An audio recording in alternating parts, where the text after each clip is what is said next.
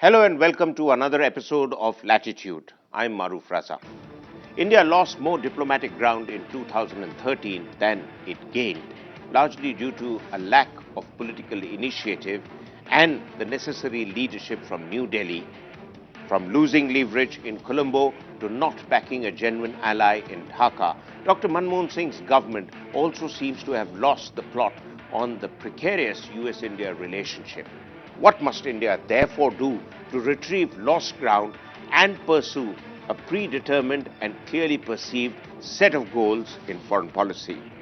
And with me on the show is Dr. C. Raja Mohan, Head of Strategic Studies at the Observer Research Foundation in New Delhi and one of India's foremost foreign policy experts. Dr. Raja Mohan will analyze foreign policy shortcomings of Dr. Manmohan Singh's government and will also give us an insight on the challenges that India's foreign policy will face in the year ahead. 2013 ended with a big blow to IndoUS relations, as India's Deputy Consul General in New York, Devyani Khobragare, was arrested, handcuffed and humiliated by US officials on December 12th.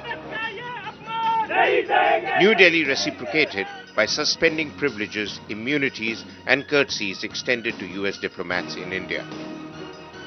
US Secretary of State John Kerry expressed regret but didn't apologize, and Washington said it will not withdraw the cases against Devyani.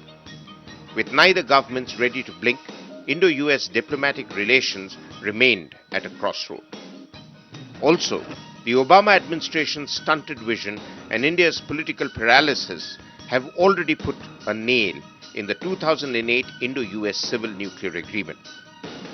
The strategic relationship between New Delhi and Washington is not moving on the right path, as the United States accuses India of not delivering on the nuclear liability issue. Even though the US has in the past ruled missing out Indian Air Force's MMRCA contract for fighter jets, but New Delhi had made up with several lucrative arms deals for the US worth nearly $10 billion. Moreover, Washington is also keen to position India as a major counter to Chinese influence in Asia, as the US looks at India as a key element in its strategy of rebalancing forces in Asia. But the big question is, will India now buy into America's game plan? Despite much talk about an Indo-US strategic partnership, it appears that the US is essentially desirous of accessing India's defense market and to use India in its strategy to counter the Chinese shadow in Asia. Or is there more to an Indo-US relationship now? Look, in my view, the defense is important, but it's certainly not the primary aspect of a relationship. The primary element must remain the economic one, and US remains our single largest trading partner. Unlike with China, where we have a huge trade deficit, we have a trade surplus with the United States, and most of our leading sectors require significant expansion and deepening of cooperation with the United States. As far as the security side is concerned, look, it's not that the US has a plot to put India against China. In fact, many in India doubt given the US interdependence with China, will it be able to actually confront Beijing? So I think it is not a question of seeing the relationship from a single prism, that we have a wide range of interests, there are many convergences, there are many ambiguities. The important thing is this is a critical relationship for both of us, and the challenge in 2014 is going to be how do we build on this relationship and overcome immediately the present crisis on the main issue. Well, how can the US give India a greater sense of security vis-a-vis the Chinese when it has been reluctant to even stand up for an old ally like Japan against China? As opinion in Washington seems to be divided between how far it could lean towards Pakistan and still keep India humored. What are your views? Look, in this world, everybody's on their own. When there are convergences, there are alliances, there are partnerships. When the conditions change, those could fall by the wayside. So I don't think anybody's asking India to put all its eggs in the American basket. The question is India prepared? Is the Indian defense establishment capable of doing the right things in order to take advantage of the existing opportunities in the US defense field? Now, US is not selling arms to China. It's willing to sell arms to India. Now, can we use that to expand and strengthen our national defense industrial base? So we take what we want. So it is not a question of others driving us. After all, don't forget, we are the 10th largest economy. We'll be the third largest in another 20 years. So I think we should think about these things in a more confident, self-confident way rather than imagining conspiracies from outside. Sino-Indian relations dominated the news earlier on last year more than usual. The 3-week-long standoff between Indian Army soldiers and the Chinese PLA in Ladakh's Depsang Plains last year brought the boundary dispute between the two countries to the forefront. As India adopted a range of diplomatic efforts to deal with the new and more aggressive Chinese government to defuse the situation. The border dispute was orchestrated by Beijing a few weeks before the new Chinese Premier Li Keqiang's visit to India, his first international tour, as both countries resolved to take the robust trade ties to another level and breach the $100 billion mark by 2015. And while trade keeps the relations between India and China at a strategic level, there are big stumbling blocks that both countries need to resolve. The presence of the Dalai Lama and a large population of Tibetans in India continues to irk Beijing. But more so, China's diplomatic and military ties with Islamabad was a cause of concern to New Delhi,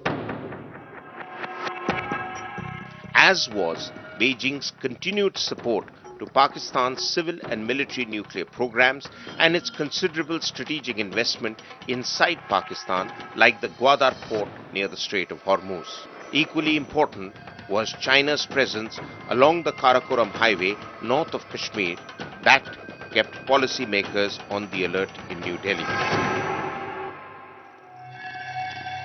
But it is Beijing's strategy of countering India with a string of pearls in the form of naval bases in Sri Lanka, Bangladesh and Myanmar, with the increase of China's shadow in Nepal and the Maldives, that keeps New Delhi most concerned.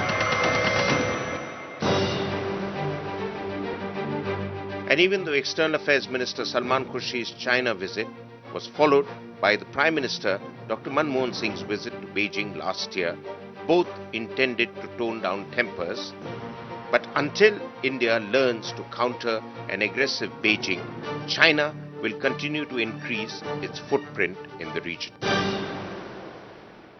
Should India continue to enhance trade ties with China when Beijing is not really moving forward on the border issue?